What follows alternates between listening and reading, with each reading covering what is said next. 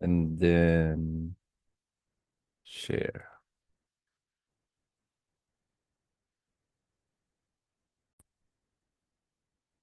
Where? Saan siya nag-share?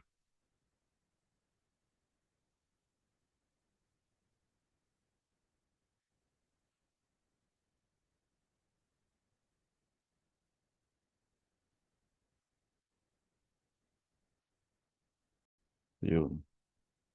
Okay. Ayan. Review natin muna yung napag-aralan natin last week. So yun nga, last week we have launched our survey. Actually, hindi lang survey but rather deep survey on the gospel according to Matthew. And right from the onset, we saw deep truths. Most people shrug their shoulders kasi most people shrug their shoulders when they go through the first chapter of Matthew since ang unang-una makikita nila dito is genealogy. But we saw here the sovereignty of God and the inclusion of Gentiles into the greater picture of salvation. We saw how the ungodly and the lowly lives of people did not matter against the plan of God. That the lowly,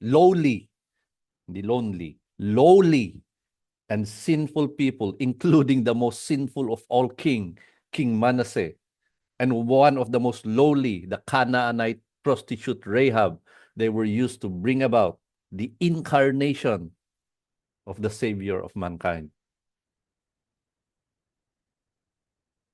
This is reminiscent of what Job has said, that no plans of God can ever be thwarted.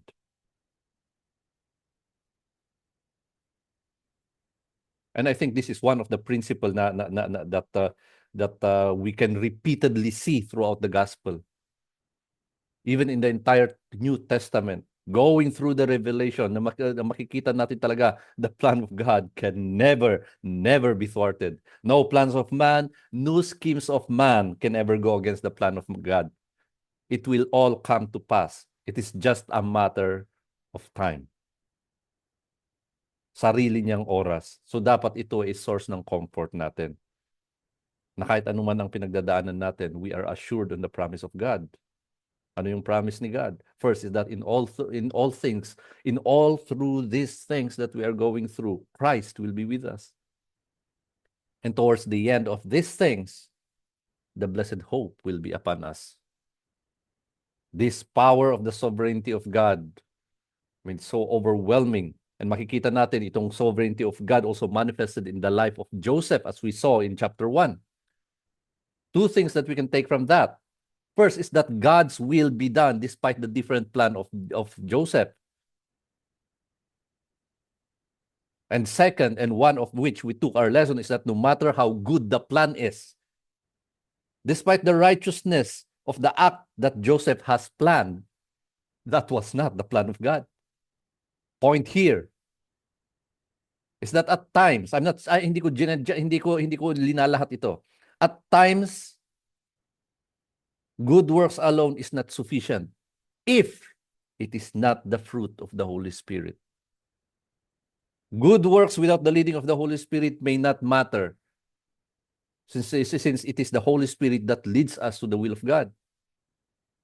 So it is important to adhere, dumikit tayong mabuti sa leading ng Holy Spirit. Now, bakit ko nasabi yun? Kasi karamihan kasi, even if we are doing things, anong parati nating sinasabi?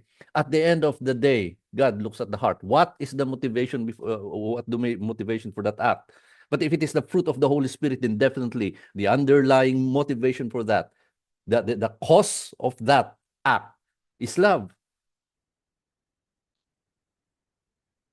Mayroon pag isang another benefit. There are so many benefits, but we'll just name several dito. So many benefits of being led by the Holy Spirit. And one greater benefit is being in the will of God.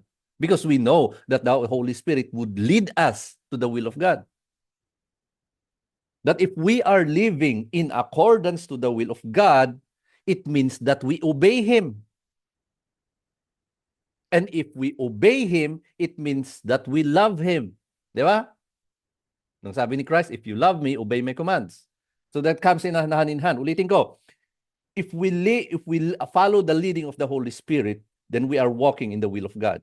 If we are walking in the will of God, then that means we are obeying Him. If we are obeying Him, that means we love Him, and we know that God works for the good of those who love Him.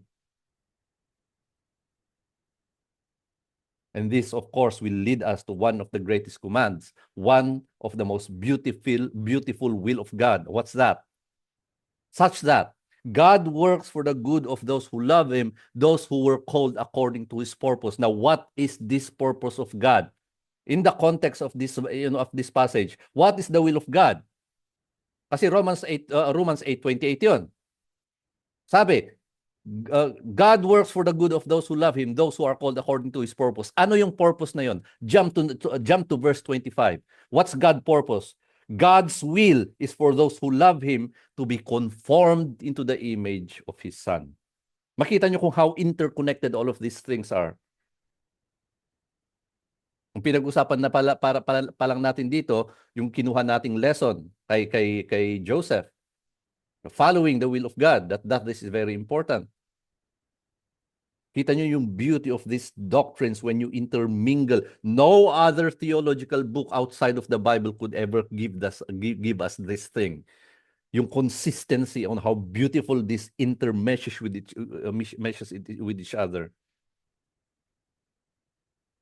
And all of these things, to be able for man to have all of these things, the story started in chapter 1. And as the plot was laid out in this chapter, the birth of the baby Jesus has come. The story now unfolds.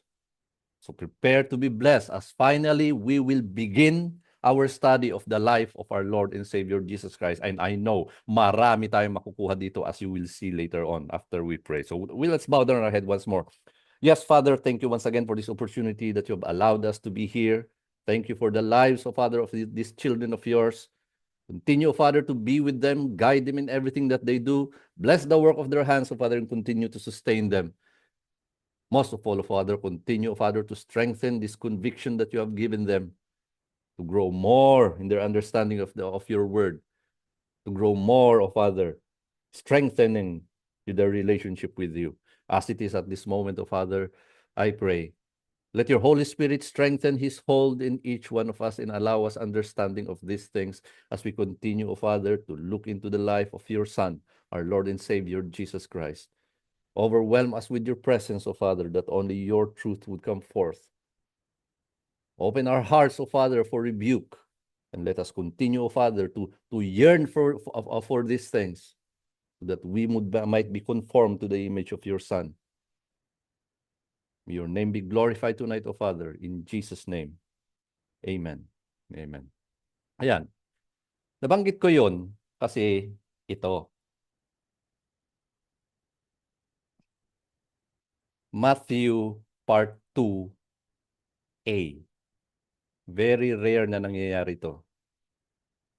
Now, for those that I have told you this, of course, para kasi sa atin, dapat the measure of our spiritual development, the measure of our spiritual maturity, the measure of our understanding of the Word of God, it should not be measured by weeks.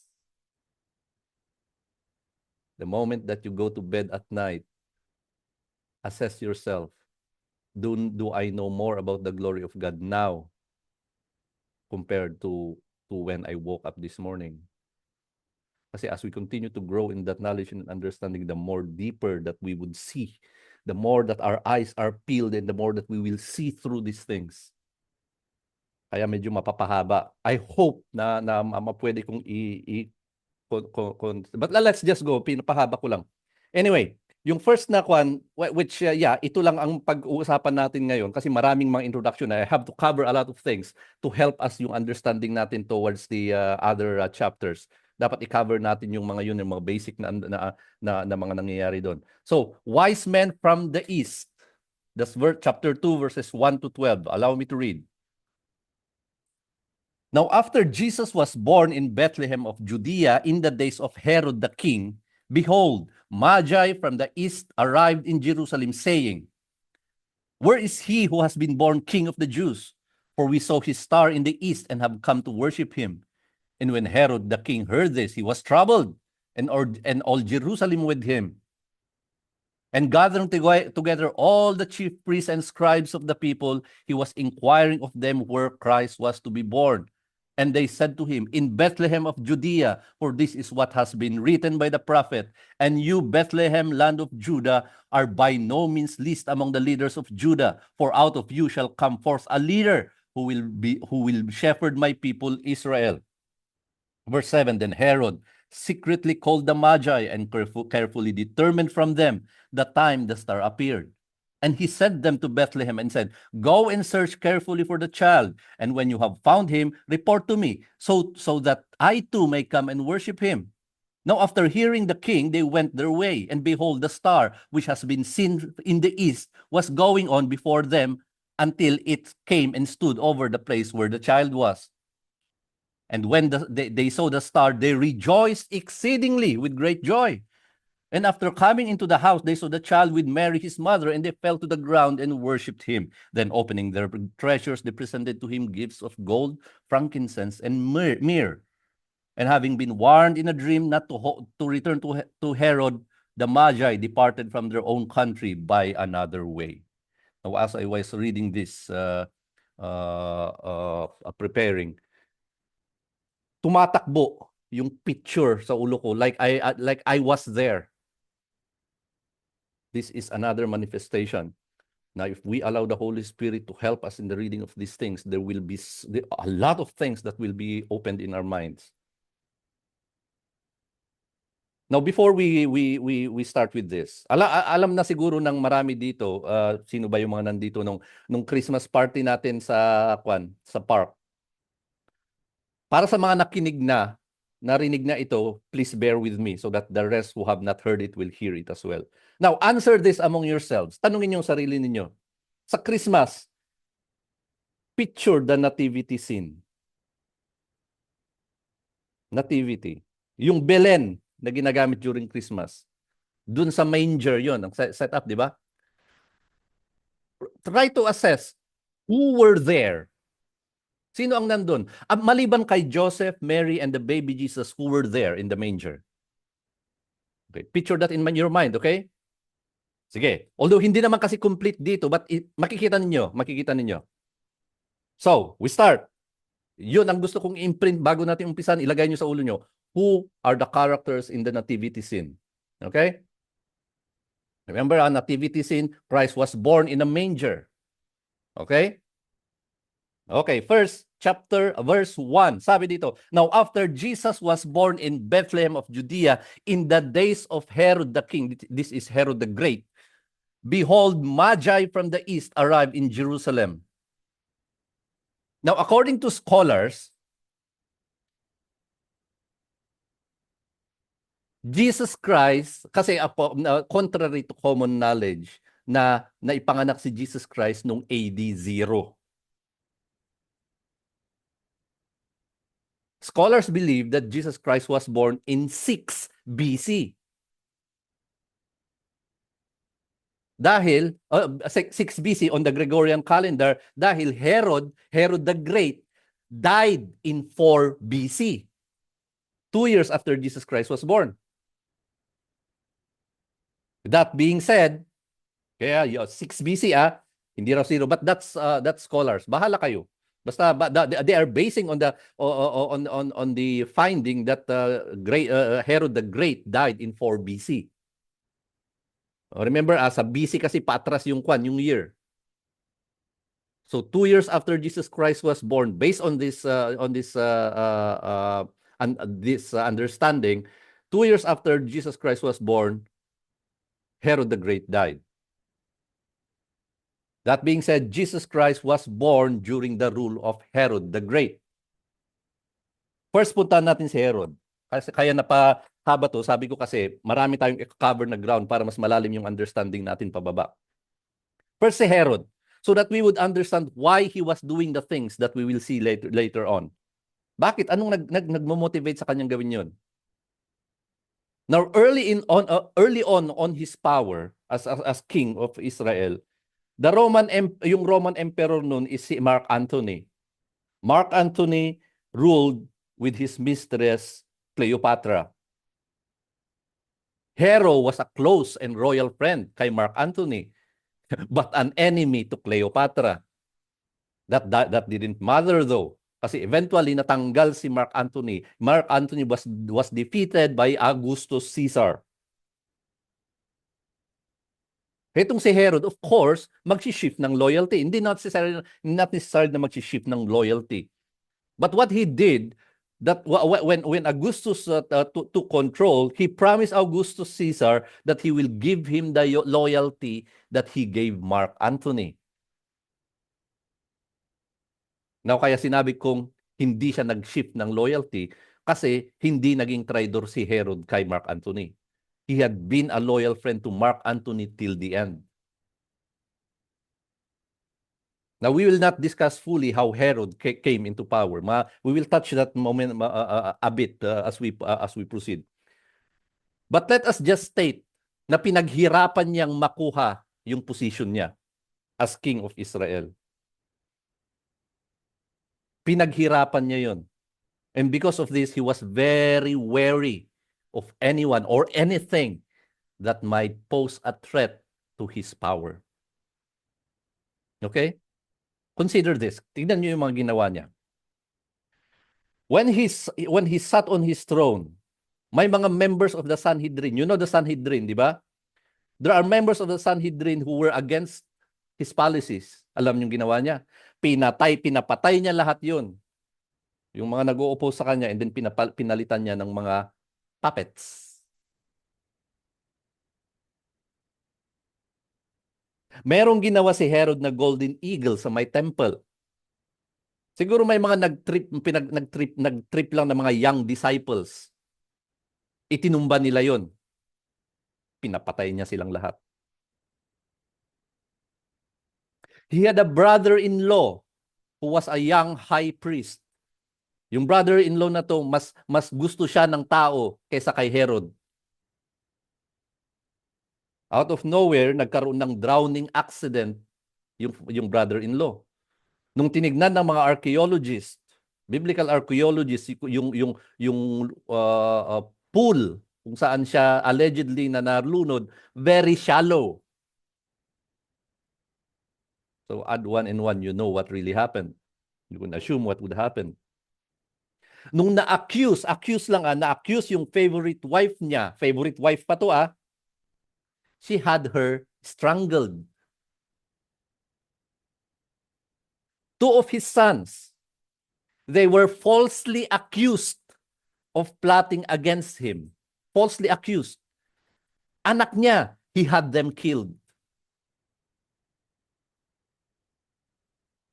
King Herod yan Herod the Great. Ito pa, 5 days before he died, pina-execute niya yung isang anak niya. Yung anak niya na nag-falsely accused sa dalawa.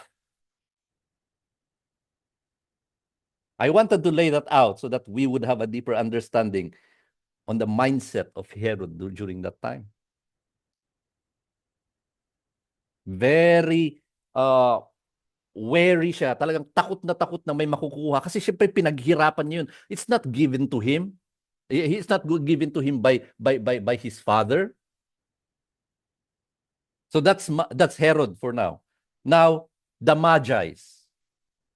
From all of my references, the New King James Version, the Archaeology Study Bible, and the ESV all use the term wise men.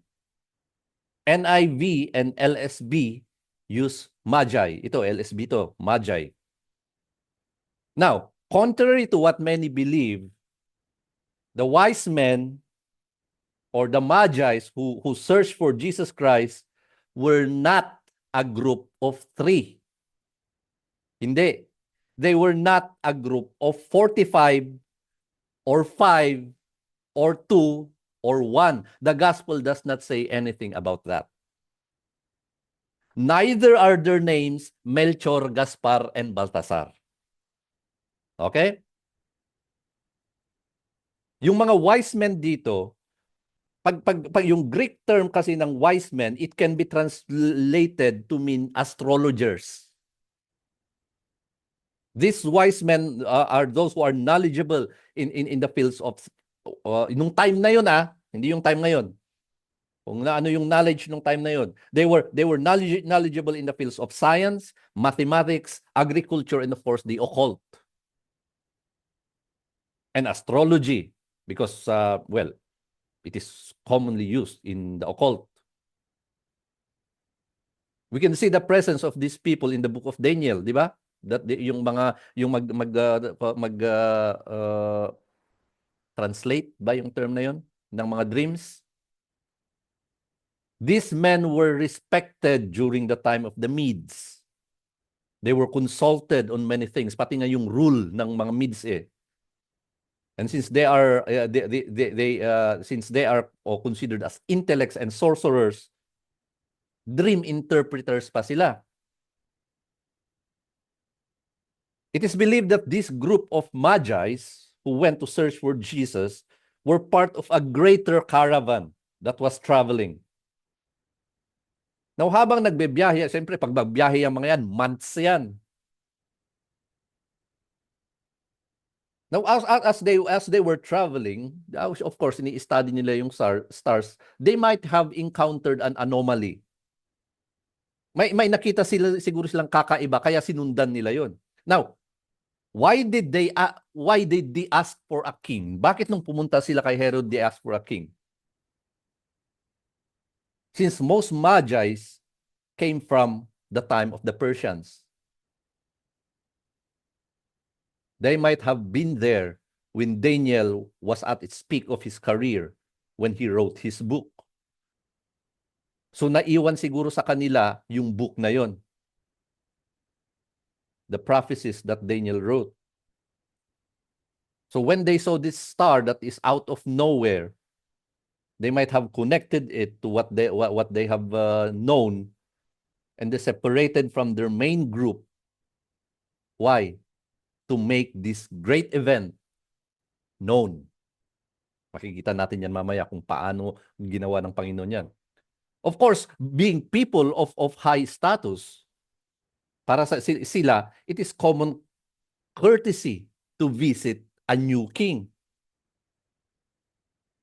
Okay? So yan ang verse 1. I mentioned a while ago na mas mapapahaba tayo kasi I want to cover a lot of things before we move forward. Verses 2 and 3, sabi niya dito, sige, kunin ko yung 1 muna. No? After Jesus was born in Bethlehem of Judea in the days of Herod the king, behold, Magi from the east arrived in Jerusalem, saying, where is he who has been born king of the Jews? For we saw his star in the east and have come to worship him. And when Herod the king heard this, he was troubled, and all Jerusalem with him. So as I mentioned, the star is believed to have been a special star. I mean, it's not part of the night sky. Yung mga nakikita natin na supernova or yung mga tinatawag natin flying star, shooting star. In this case, however, the movement was said to be slow and constant. And this is not easily discernible by ordinary people, only those who are referred to as the students of the sky, which the Magi's were. Okay, now that we know the background of Herod the Great,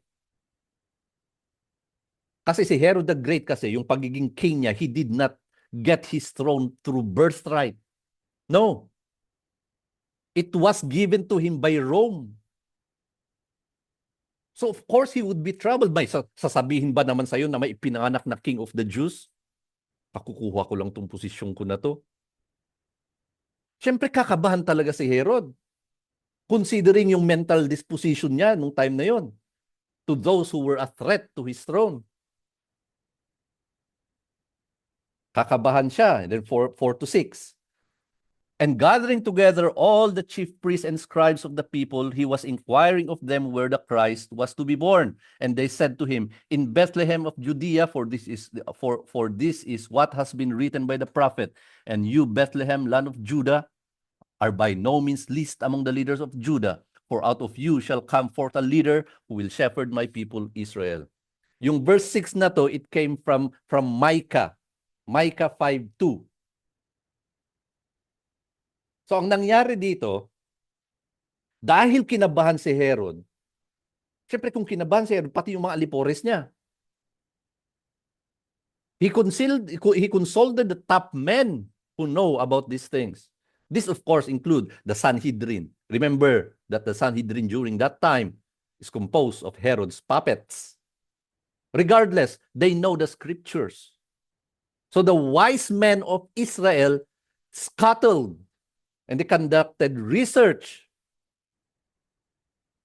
Imagine mo, ganito, this is the picture. Nung na-recognize nung dumating yung mga, o narinig ni Herod yung nangyari na yun, pinatawagan niya lahat yung mga wise men niya.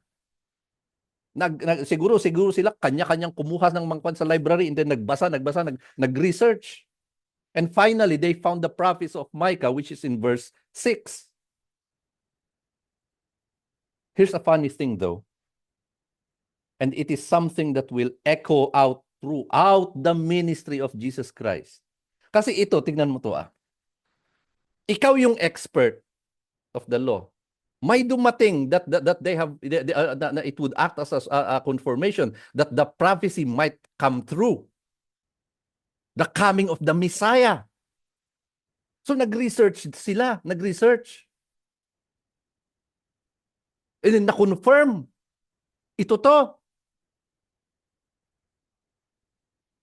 Bakit wala man lang sumama sa kanila para makita yung Messiah nila?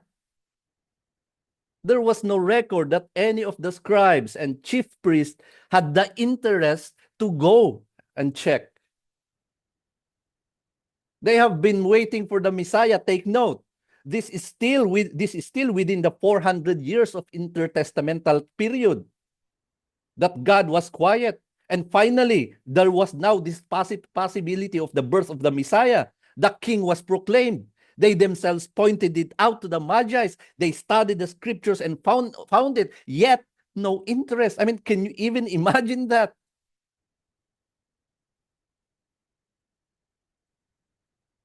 So, verse 7.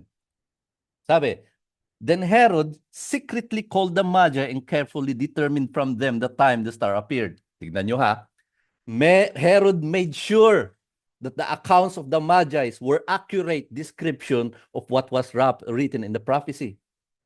Kaya sabi nga, carefully determined. Herod made sure.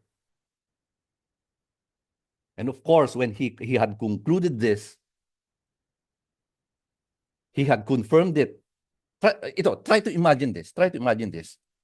Tarantang-taranta na si Herod. After siguro na narinig niya yung sinabi ng mga chief priests and scribes na kinonfirm nila siguro nanginig ng tuhod niya. They might have asked Herod, Boss, paki-confirm nga sa kanila kung saan nila nakita yung star.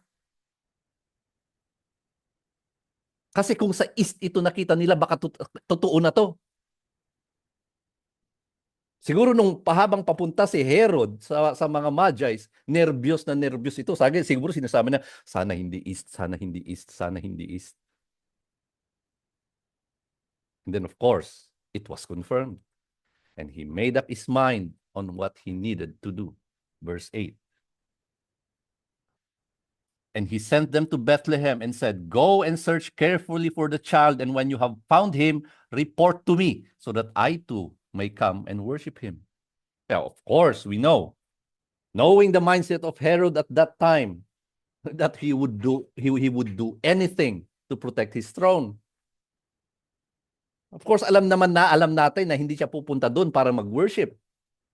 Alam niyo yung distance ng Bethlehem, yung Jerusalem, kung nasaan siya, and Bethlehem was around 9 kilometers. Is around 9 kilometers. And the caravan of Magi's would take 3 hours to travel. Verses 9 and 10. Now after hearing the king, they, the Magi's, they went their way, and behold, the star which they had seen in the east was going on before them until it came and stood over the place where the child was. And when they saw the star, they rejoiced exceedingly with great joy. Now, consider the mindset of the Magi's at this point. Okay? They expected the king to be in the palace.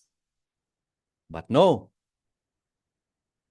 At yung apparent na disinterest ng king at yung mga chief priest or possibly members of the Sanhedrin, the very people who should be excited to see the king. And the Magi saw that they were not. They were excited. The Magi's were excited. Kasi tignan nyo, they separated themselves from the main caravan to travel so far off course. And the very people whose king was born, they themselves were not interested. Siguro nanlulumo na sila papunta sa Bethlehem. Then they saw the star again. So makikita natin sa verse 10 that they rejoiced when they saw the star settled where the child was.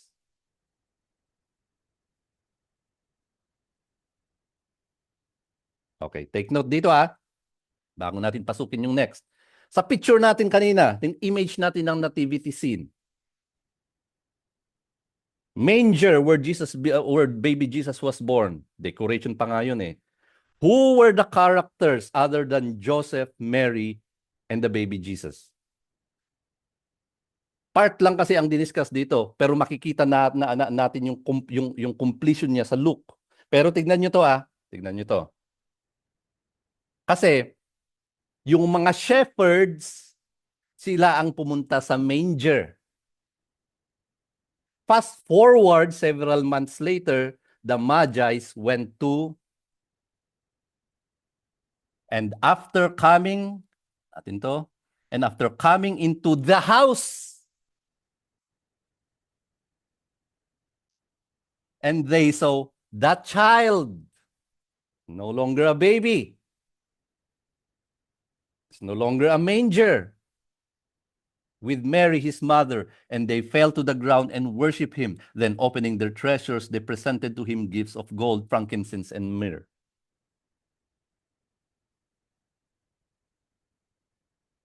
Kita niyo yan? Ito yung mga aha moments. There were no Magi's in the manger. They came later on. So 11. So pagkakita nila sa child Jesus, they laid prostrate, they fell to the ground. Yung possibly similar sa kung paano mag-worship yung mga tao dito. Yung nagbabow na nakaluhod. This is typical for Magi's to give this kind of honor to rulers and deities. This is how they would give honor to kings and gods. The Magi's were generally polytheists, meaning many gods. Then it says here, opening their treasures. Indeed, the three items that were given as an offering, they were treasures. Frankincense and myrrh came from Arabia and Somaliland. So they were very, very expensive. Ganun din yung gold. Ito although I'm not so keen in symbolism, yung symbolism kasi ganito. Yung mga sinosobrahan ginagawa nila lahat sa Bible may symbol. Kagaya ng yung 3 stones raw na pinulot ni David to use on his slingshot. Each of those stones daw may ibig sabihin. Of course, not all symbolism are wrong. As with anything, ganito kasi, too much of anything is too much. Too much of symbolism would dry up the truth. It would lead from truth to the mystics. So some say, kaya ko nabanggit yun kasi marami kasi nagsasabi na yung gifts were symbolic. Probably that the Magi's, the wise men, didn't know it. But if we look at it now, it is symbolic. The three gifts were portrayals of the identity of Christ or of the character of Christ. Gold, as we know, denotes royalty. That of a king. Makikita rin natin yan at this time. Diba? Makikita nyo yung mga rich and royalties, they announce their riches through gold. A golden sports car. A phone made of gold. So the gold in the three gifts of the Magi signifies the royal line of Jesus Christ. How about frankincense? Incense and other source of scents are what priests use in worshiping God. Yung ginagawa nga sa ibang religion yan, di ba? Nagsisindi-sindi ng pabango. Of course, they are commonly used in temples, but of course, the frankincense is used in the topmost because it's very expensive. Essentially, frankincense is a perfume that is used to venerate, to revere God. So being part of the gifts of the Magi, the frankincense symbolizes the divinity of Christ. Then myrrh. This is a powerful and of course expensive oil used in embalming. Of course, being part of the gifts of the Magi, it symbolizes the prophesied death of Jesus Christ. So yun, again, these gifts were expensive, and it was through these gifts that the trip of Mary, Joseph, and the baby Jesus, no, not baby Jesus, but the child Jesus, to Egypt, di ba? Later on kasi sa chapter 2, they would flee to Egypt. Makikita natin yun next week. Kaya anong oras na, tingnan nyo. Nandito pa lang tayo. 3 gifts. Gold, frankincense, and myrrh. Dito galing yung idea of 3 kings. Nabanggit natin kanina na hindi sila tatlo at ang pangalan nila ay hindi Melchor, Gaspar at saka Baltasar. Their names came only between the 6th and 8th century. Nowhere in the Bible could you find the names of the Magi or their number. Dito, last. Sana yung kangko? To. And having been warned in a dream not to return to Herod, the Magi departed for their own country by another way. Dreams.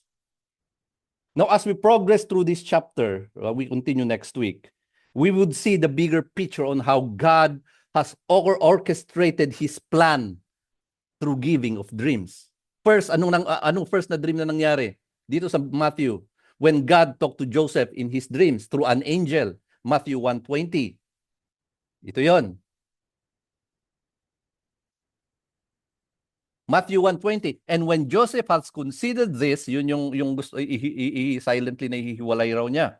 Behold, an angel of the Lord appeared to him in a dream, saying, Joseph, son of David, do not be afraid to take Mary as your wife, for the one who has conceived in her is of the Holy Spirit.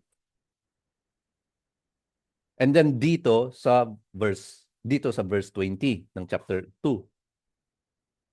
And having been warned in a dream not to return to Herod, 5 times from chapter 1 to chapter 2 that we could see how God used dreams. Makikita natin yung complete yan sa next week. Di bali, I place a reminder for next week that we will talk about that. Now, Herod, magtitignan mo kasi yung location ng Bethlehem at saka Jerusalem. Pag uuwi itong mga Magi, they would pass through Jerusalem. That's the ideal. That's the obvious and easy route. But God intervened. Yes, this might have been Magi. Yes, this might have been polytheists. But the mere fact that they know the things that they know, it is quite possible that they came from the courts of Daniel, or they have been rooted on the courts of Daniel. They know the scriptures, albeit a small part of it, just Daniel. God intervened because He used these people to declare the great event. Kasi kung wala sila, paano malalaman ng mga tao sa Israel na ipinanganak yung king? It's not only in Israel, only God knows how the Magi's were instrumental in the propagation of the good news as they went about in their lives. Of course, they would have testified of what they have seen. So God intervened and they took that long route. We mentioned that Bethlehem was merely 9 kilometers away. Pag-araw yan, madaling makikita ng any of Herod's army. So it is more likely, it is more possible that they traveled by night. Time check, 8:48. Okay, so we end here. Kasi kung tatapusin kasi natin to, another hour maybe, and then that would be too much information. Okay. Yan ang napag-usapan natin. Now we could see the eyes of the Sanhedrin, the eyes of the chief priest, the eyes of the of the scribes. They were closed at the time that Jesus came into this world. Again, when the Magi's arrived in Jerusalem, all the chief priests and scribes, possibly including the teachers of the law and the experts of the law, which is part of the Sanhedrin itself, they looked through the scriptures. Yung sinabi ko nga na, siguro kinuha nila lahat, yung, kasi natataranta na si Herod, kinuha nila lahat yung mga possible na mga references nila dyan. They scoured, diligently looking for answers. And they found it. They affirmed it. Yet there was no excitement. Yeah, well, of course, we know that they were all cohorts of Herod, thinking that if Herod is replaced, siguro pati sila matatanggal. But therein, we could see the sinfulness of man. That at that sinful state, man is blinded by these things. They could not see what's in front of them. They know it. They have extensively sought for it. Yet there was no excitement. Their sinfulness has blinded their eyes. They could not see what's in front of them. Their pride and their effort to protect themselves prevented them to see the grace of the God that has come. So hindi tayo magtataka kung bakit ganun pa rin sila nung nasa ministry na si Jesus Christ. And such is the condition of the heart of man. In my free time, I constantly listen and watch debates and arguments about Christianity, the defense of Christianity. Alam niyo bang atheists and agnostics, they read the Bible. But their sinfulness has blinded them and they do not see what is in front of them. Like the Sanhedrin, the Sadducees at the time of Jesus Christ, the atheists and agnostics in the middle time, they crucify Christ repeatedly. They spit on Him. Baba tayo ng konti. Hindi, alis muna tayo dyan sa mga atheists and agnostics. Pati nga ordinary na tao. Kahit na yung mga self-professed Christians. Kung minsan, andyan na nga, sinasabi na nga, wala pa rin. Alam nyo, as OHB house leader, I could see this. The Holy Spirit has allowed me to see these things. That people at times, they see the reality as portrayed by the Word of God, yet there is no response. Yes, be joyful, but remember this, there should always be that human element. Herod and the chief priests and the scribes were not joyful at the news, so they did not do anything. For us, we are joyful at the salvation we have, yet at times, we too don't do anything. Saved ako, yay! And then what? There should always be that human element. What is our response to the news that we have received? Do we continue to live our lives in accordance to how we want it? I use it in the introduction. Let us pause it now. Romans 8:28 to 29. And we know that for those who love God, all things work together for good for those who are called according to his purpose. Yay! They fail to see this because those whom he foreknew, he also predestined to become conformed to the image of his son so that he would be the firstborn among many brothers. What is the human response? This. Hindi lang ito ang titignan natin. And then we clap our hands and we be joyful. There should be the human response.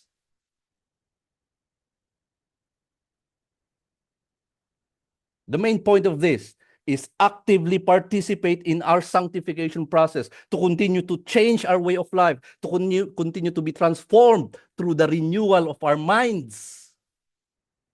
Hindi tayo magtra-transform through what the things that we do. The mind should be involved.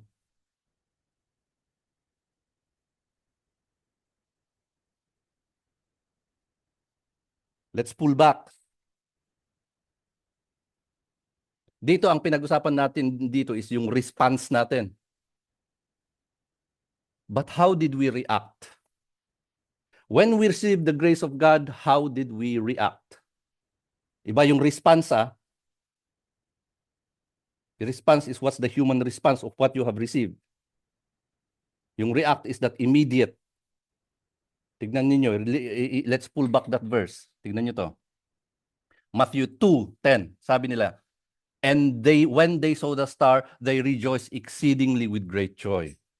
Of course, we know that they did not rejoice at the star. The presence of the star denotes the location of the child king. And take note, they did not only rejoice, but they rejoiced exceedingly with great joy. Can you imagine that? I mean, can you be able to display that kind of feeling?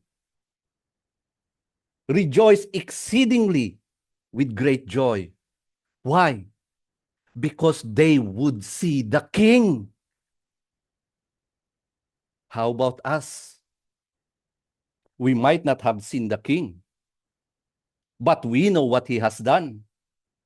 We know what he had to go through for us to become children of God. That is much, much more greater than what the Magi saw. How did we react?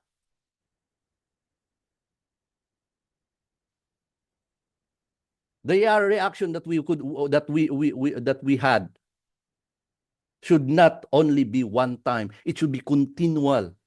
That reaction that we had once we were finally in the family of God, that should be reflected in the way that we live our lives.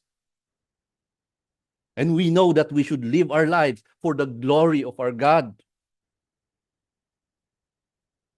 That in these things, we should be rejoicing exceedingly with great joy. Our relationship with Christ, the presence of the Holy Spirit in us, our faith in the God our Father, that is beyond and above anything that is happening to us. What is happening to us is nothing compared to what we actually are. Yun yung sinasabi natin, itong rejoicing exceedingly with great joy, that is the definition of joy that is beyond understanding. The Magi's rejoiced exceedingly with great joy when they saw the child king. They have not yet seen what Christ was going to do for humanity, yet they had that joy. We have received the grace of God in and through our Lord Jesus Christ. We are children of God because of what Christ had done. Jesus Christ is the Lord of our hearts through the presence of the Holy Spirit in us. I mean, can you even compare that to what the Magi's experienced?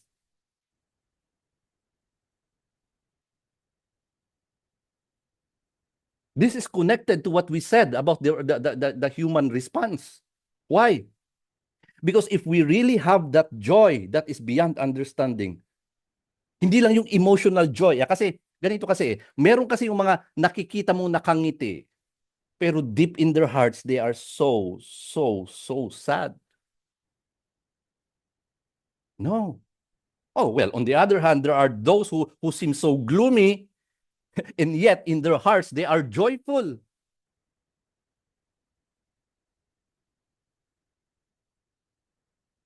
Because if we are indeed joyful, and as we said, that sense of joy is not something that occurs momentarily. Hindi lang ito saglitan lang. This type of happiness that is triggered by the understanding of our salvation, that would stay for eternity. Yung happiness na yun. And that would be even be amplified when Jesus Christ comes again. So kung meron tayo yung ganung klaseng saya na yun, if we have that joy that is beyond understanding, that despite the things happening to us, we are happy. And that happy is not just merely emotional expression, but it comes from the heart. Kung ganun na happiness ang meron tayo, because we are so happy with what Christ had done, that finally we are children of God, we are part of the family of God, and we are joyful in those things, then it follows that we should also be joyful in continuing to be molded into the image of Christ. So we should yearn to be rebuked, because by being rebuked, we have been given the opportunity. That's an opportunity to change and to be molded. Hindi na yung pag napatamaan tayo, isasakit yung loob. Huwag kayong magalit sa pastor nyo. Matuwa kayo kasi nandyan yung Holy Spirit sa inyo. That's a confirmation that the Holy Spirit that is in you, convicting your heart with the Word of God. And that is that you should consider that. We should consider that as an opportunity. Why? Because we have been given the chance to change, to be conformed into the image of Christ. We apply what we learn. Ito yung, here is what, kaya very heavy emphasis ko dito, ano? God is immutable. We are the ones who should change.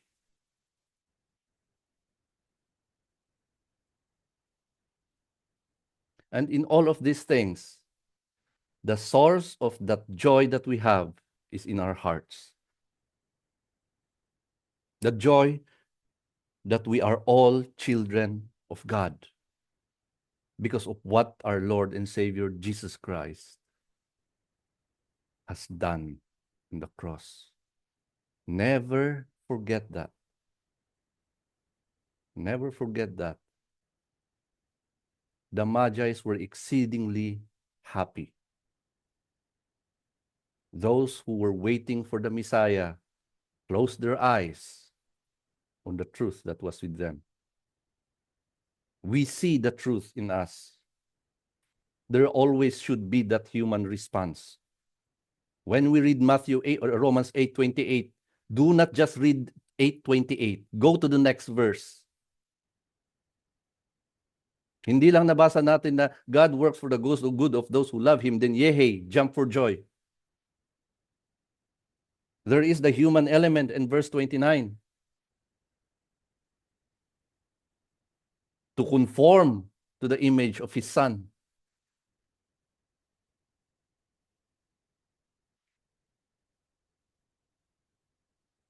You want to see the power of the gospel? You should see it now. Di pa tayo nakakalayo. So we remember these things. There is always that human element. Paul said, Romans 12:2, the transformation is from the renewing of the mind. And when we're talking about mind, it denotes understanding. And when we talk about understanding, it's about information. And the information that we're talking about is doctrines. It didn't say, be transformed in what you do. It does not say about practicality, on how you do things. Transformation comes from the renewal of our mind. The truth is in us. Let us not be blinded by anything, as Herod was. And may the excitement that we have be equated to that of the Magi's. And with that joy that we have, that is beyond understanding, may that compel us to desire to be changed, to be molded, and to be conformed into the image of our Lord and Savior Jesus Christ. It comes hand in hand. But first and foremost, joy should be in our hearts as we behold the glory of our God, who has by His grace alone, in and through our Lord Jesus Christ, allowed us to be reconciled with Him. Kantayin natin to.